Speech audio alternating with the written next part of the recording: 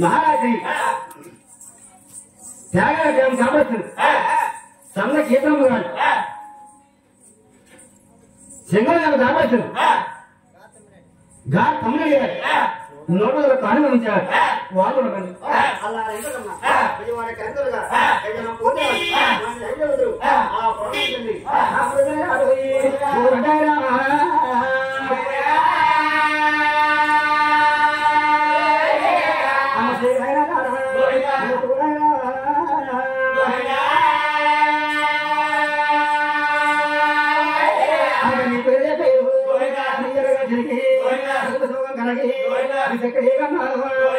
भैया हमारे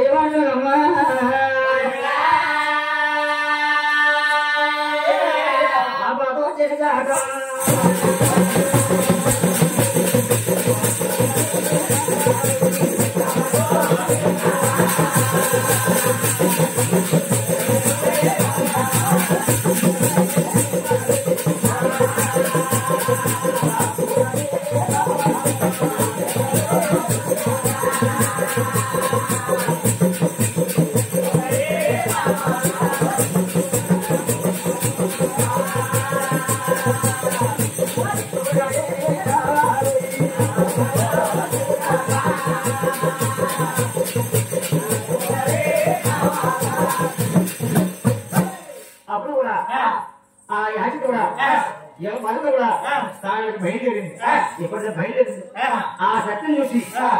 ఇలా బాగా ఎండిపోతున్నాయి ఆ రోజులు పారిపోతున్నాయి ఇప్పటికి ఎక్కడ నీళ్ళు